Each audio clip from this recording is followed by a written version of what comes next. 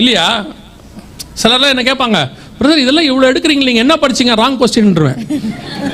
நீங்கள் அதை என்ன சொல்கிறோமோ அதை மட்டும் கேட்டுங்க, என்ன படித்தோம்னுட்டு என்ன செஞ்சிடக்கூடாது, கேட்டக்கூடாது. எதுக்கு சொல்கிறேன்? வேதத்தில் உள்ளதான வசனங்களை ஒவ்வொன்றும் எழுத்துப்பூர்வமாய் அப்படியே 100% நிறைவேறிட்டு. இந்த காலத்தில் பாபேல் கோபுரம் கட்ட முடியுமா?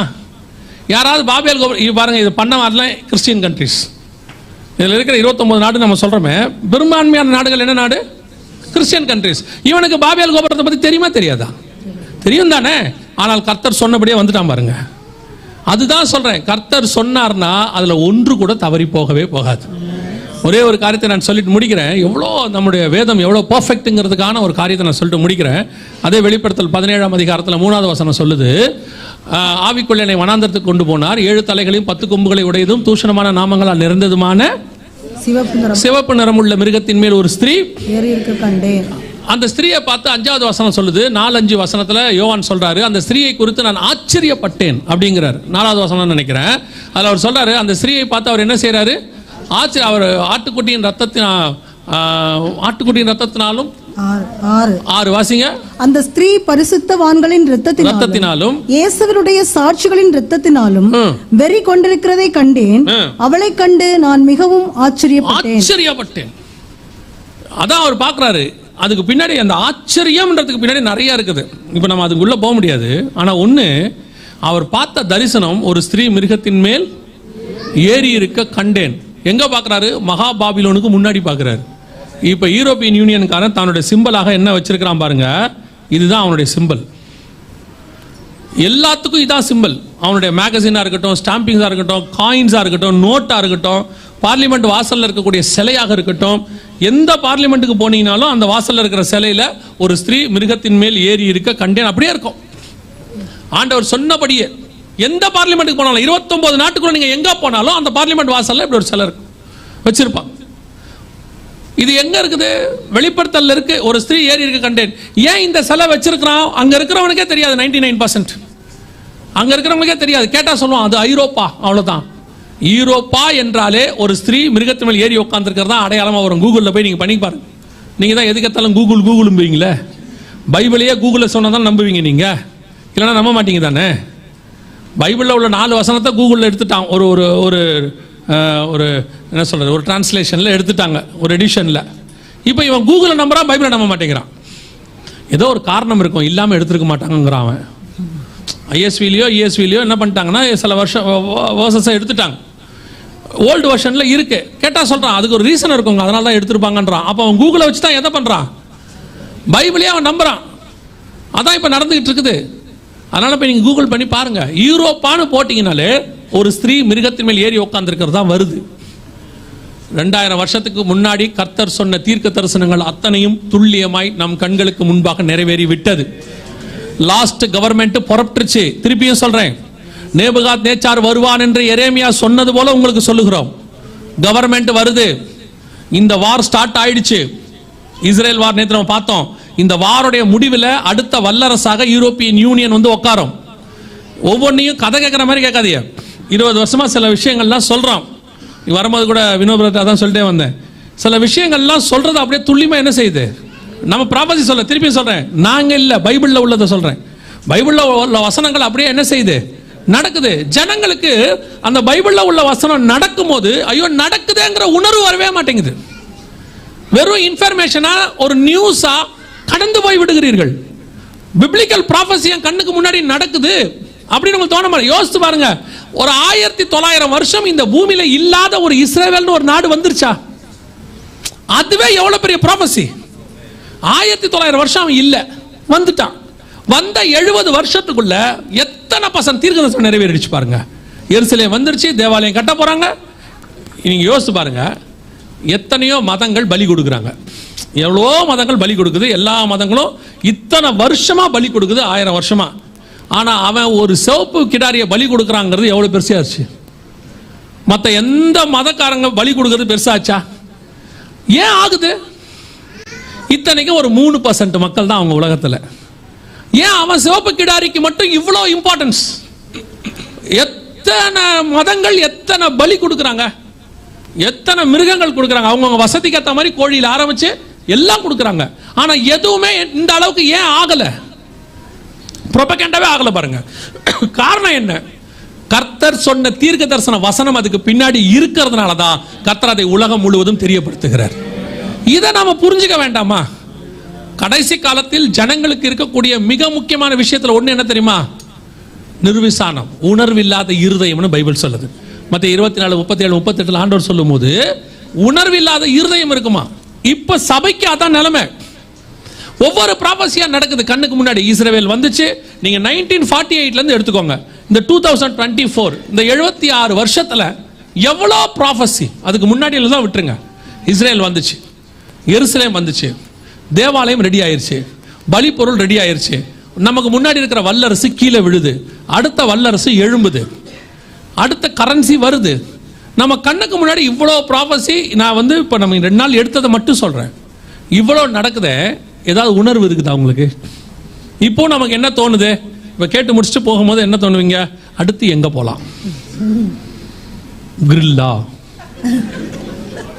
பார்பிக்யூவா, இல்ல வெஜிடேரியன் போயிடுவோமா?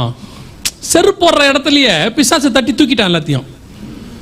இவ்வளோ 1.5 மணி நேரம் பேசுறத 3 நிமிஷத்துல தூக்கிடுவான்.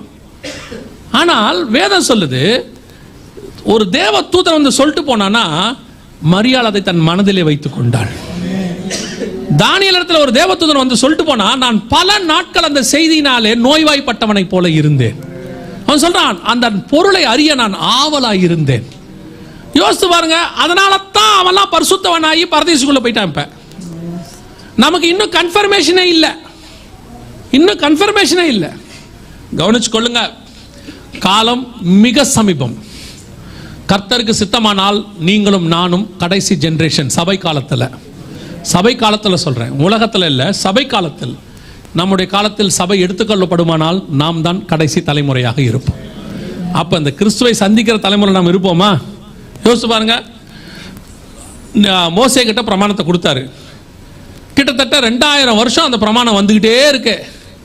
ஜனங்க கொஞ்சம் கொஞ்சமா பிரமாணத்துக்கு பழகி, அப்புறம் பிரமாணத்தை விட்டு விலகி, அப்புறம் பிரமாணத்தை அவன் ஒரு சடங்காச்சாரமா மாத்திட்டான். இயேசு வரும்போது அந்த பிரமாணத்தினுடைய மொத்த உருவமா நிக்கிறாரு. அவனால அவரை என்ன பண்ண முடியல? ஐடென்டிஃபை பண்ண முடியல. உணர்வு இல்லை பாருங்க. இப்ப அடுத்த 2000 வருஷம் சபை ஸ்தாபிக்கப்பட்டு ஸ்ட்ராங்கா இருந்து கொஞ்சம் கொஞ்சமா வழி விலகி இன்னைக்கு ஒரு வழி விலகின சபை தான் நல்ல சபைங்கிற இடத்துல நம்ம இருக்கிறோம். இப்ப இயேசு வரும்போது நமக்கு அந்த உணர்வு இல்லை பாருங்க. எல்லா ப்ராபஸியும் நிறைவேறி நிக்குது, நமக்கு அந்த உணர்வு வருதா? இல்ல. நம்மளை பொறுத்த வரைக்கும் இப்போ எப்படி ஆயிட்டோம்? அவன் எப்படி சடங்காச்சாரமா பண்டிகை கொண்டாடிட்டு இருந்தானோ அதே மாதிரி, அவன் எப்படி சடங்காச்சாரமா காணிக்கை செலுத்திட்டு இருந்தானோ அதே மாதிரி, அவன் எப்படி சனிக்கிழமை ஓய்வு நாள் அவனுக்கு, நமக்கு வெள்ளிக்கிழமை ஓய்வு நாள், வேலை முடிஞ்சு. இதுல நமக்கு என்ன ஒரு பெரிய பெருமை என்ன தெரியுமா? நான் தவறாம சர்ச்சுக்கு போயிடுவேன். அப்புறம் பையன் கூட தான் தவறாம ஸ்கூலுக்கு போயிடுறான். ஃபெயில் ஆகல இல்லையா? அவரனா இல்லையா? எல்லா ஸ்கூலுக்கு போறவனும் பாஸ் ஆவானான்னு சொல்ல முடியாதுல்ல. படிக்கிறவன் தானே பாஸ் ஆவான், சீரியஸா எடுத்துக்கிறவன் தானே பாஸ் ஆவான், அடுத்த வருஷத்துக்கு போகணுங்கிற ஆசை இருக்க தானே பாஸ் ஆவான். சிலர் சொல்லுவான், விட்டா போத்துக்கலாம், அடுத்த வருஷம் பார்த்துக்கலான்ட்டு இருப்பான். அப்படி ஒரு குரூப் இருக்குல்ல. இது ஒரு குரூப் அப்படி இருக்கு சபையில். ஆனா இப்ப என்னன்னா அது பெருசா இருக்கு. இப்ப வெகு சீக்கிரத்தில் ஆண்டவர் வரப்போகிறார். So we must be ready.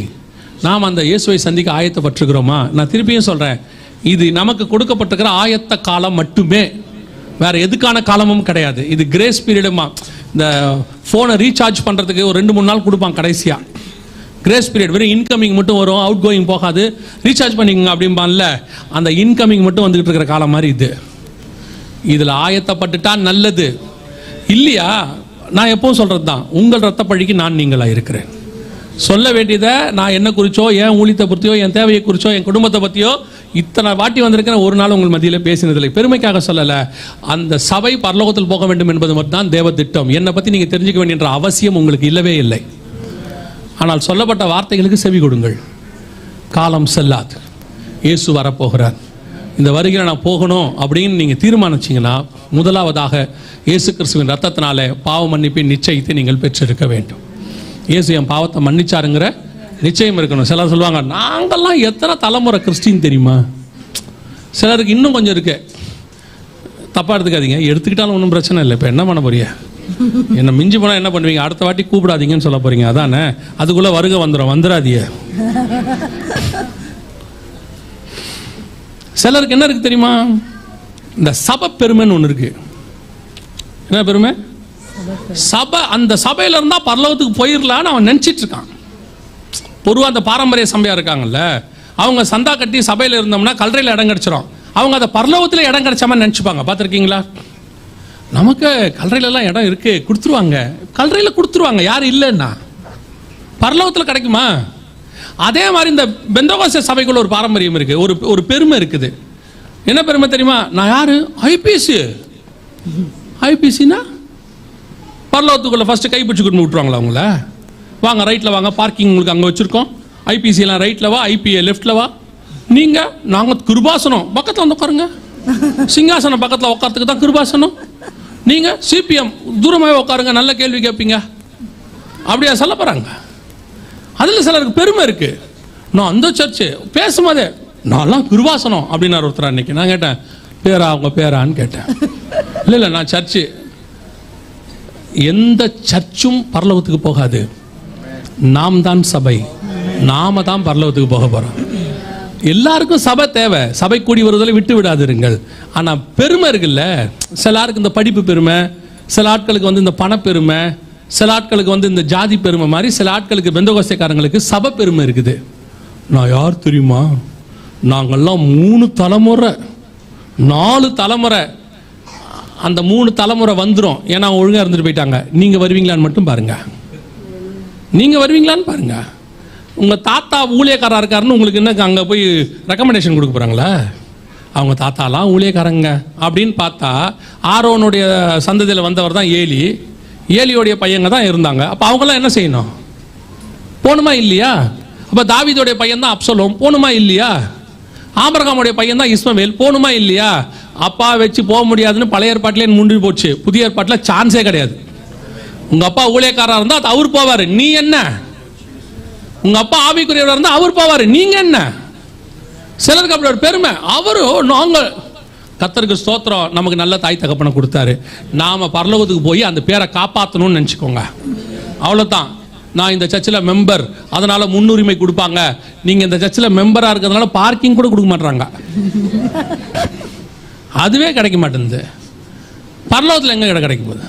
நீங்க ஆயத்தப்பட்டா மட்டும்தான் கிடைக்கணும். 2வது, பிதா குமாரன் பரிசுத்தாவி நாமத்தினாலே தண்ணீர்ல மூழ்கி ஞானசானம் எடுத்திருக்கணும். ஞானசானம் எடுக்காம பரலோகத்துக்கு போகவே முடியாது. எதுக்கு எடுக்கணும்? அன்னைக்கு ஒருத்தர் கேட்டார், கல்லன் எடுத்தானா அப்படின்னு கேட்டார். நான் கேட்டேன், பக்கத்தில் இருக்கிற இயேசுநாதர் எடுத்தாரா? கல்லனுக்கு பார்த்து இயேசுநாதர் தொங்கினார்ல, அவர் எடுத்தார் தானே. நீ ஏன் இயேசுநாதரை பார்க்காம திருடனை பார்க்குற? நல்லவனா இருந்தா இயேசுநாதரை பாரு, திருடனா இருந்தா திருடனை பாரு. அவ்வளோ பெரிய இயேசுநாதரை ஞானசானம் எடுத்துக்காரு, விட்டுட்டான். கல்லன் எடுத்தானா? கல்லன் பரதேசிக்கு போனான்னு இயேசு சொல்லலையா? கூட்டிட்டு போற இயேசுக்கு அந்த பவர் உண்டு. அவர் பரலோகத்துக்கு தானே போனாரு, இவன் பரதேசிக்கு தானே போனா. நீங்க பரலோகம் போனோமா பரதேசிக்கு போகணுமா? பரலோகத்துக்கு போறதானே இவ்வளவு பிரயாசப்படுறோம். அப்ப நீங்க கண்டிப்பா பிதா குமாரன் பரிசுத்த நாமத்துல என்ன செய்யணும்? வெறும் இயேசு நாமத்துல எடுத்தோம், அதுல எடுத்தோம், இதுல எடுத்தோம், நீங்க எப்படி வேணா எடுத்துட்டு போங்க. ஆனா வேதம் சொன்னபடி எடுத்தீங்களான்னு மட்டும் பாருங்க. குழந்தையிலேயே கொடுத்துட்டாங்க, சின்ன வயசுல கொடுத்தாங்க. 2 ஞானசானம் இல்லையே, 1 ஞானசானம் தானே, ஒரே ஞானசானம் தான். குழந்தையில கொடுத்ததுக்கு பேர் ஞானசானமே கிடையாது. அது பிரதிஷ்டை நம்ம சொன்னோம், அவங்க ஞானசானம் பேர் வச்சுக்கிட்டாங்க. தண்ணியில மூழ்கி எடுத்தாதான் ஞானசானம். ஞானசானம் எடுக்காம பரலோகத்துக்கு போகவே 3வது மிக முக்கியமானது, எபேசியர் 4:30 சொல்லுது, மீட்கப்படும் நாளுக்கென்று முத்திரையான பரிசுத்த ஆவியை துக்கப்படுத்தாதிருங்க. ஸோ மீட்கப்படும் நாளுக்கென்று முத்திரை எது? பரிசுத்தாவின் அபிஷேகம், ஒரு ஆவிக்குரிய ஐக்கியம். ஆவியானவர் உங்களுக்குள்ள இருக்கணும். அவர் தான் உங்களை பாவத்தை குறித்தும் நீதியை குறித்தும் நியாயத்தீர்ப்பை குறித்தும் கண்டித்து உணர்த்துவார். ஒரு கூட்டம் சொல்லிட்டு இருக்கு, அதெல்லாம் இப்போ இந்த கடைசி காலத்துல சாவிக்குரிய சபைக்குள்ள இருந்தே சொல்றான், அந்நிய பாஷெல்லாம் வேணுமா? ஆவிக்குரிய அபிஷேகம்லாம் இருக்கா? இருக்கு. பரிசுத்தாவின் அபிஷேகத்தை பெற்ற நாங்கள் சொல்லுகிறோம், ஆவியானவர் உண்டு. அவர்தான் நம்மை பரலோகத்துக்கு நேராக நடத்துகிறார், அவர்தான் உருவாக்குகிறார். நீங்க ஆவியில நிறைஞ்சு ஜெபம் பண்ணி பாருங்க, உங்களுக்குள்ள ஒரு பெரிய மாற்றத்தை கொண்டு வருவதற்கு ஆவியானவர் வல்லமை உள்ளவராக இருக்கிறார். நான் இயேசுவை ஏற்றுக்கொண்டு 32 வருஷம் ஆகுது. இந்த 32 வருஷத்துல முதல் வருஷத்திலே பரிசுத்த ஆவியை பெற்றுக்கொண்டேன். ஆண்டவரை ஏற்றுக்கொண்ட ஒரு 3-4 மாசத்திலேயே இந்த 32 வருஷமும் ஆவியானவரை நடத்தி இருக்கிறார். அவர் தான் எனக்கு பக்கத்துணையாக இருந்திருக்கிறார். அவர் தான், நான் விழமாட்டேன் விழலன்னு சொல்லல, விழுந்திருக்கிறேன், எத்தனையோ முறை விழுந்திருக்கிறேன். அத்தனை முறையும் ஆவியானவர் என்னை தூக்கி நிற்க வைக்க வல்லமை உள்ளவராக இருந்தார். அல்லேலூயா. அதனால தான் தாவீது சொன்னான், உம்முடைய பரிசுத்த ஆவியை என்னை விட்டு எடுக்காமலும். அவர் மட்டும் உங்க கூட இருந்தால் உங்களை கொண்டு போய் பரலோகத்தில் சேர்க்க அவர் வல்லமை உள்ளவராக இருக்கிறார். அல்லேலூயா. நம்முடைய ஆண்டவர் வெகு சீக்கிரத்தில் வரப்போகிறார். தொடர்ச்சியாக இதனுடைய 2வது முத்திரை 3வது முத்திரை காரியங்களை நாளை தினத்தில் கர்த்தருக்கு சித்தமானால், வருகை தாமதிக்குமானால் நாம் பார்க்க போகிறோம். எழுந்திருக்கலாமா நம்ம எல்லோரும் தேவ சமூகத்தில்?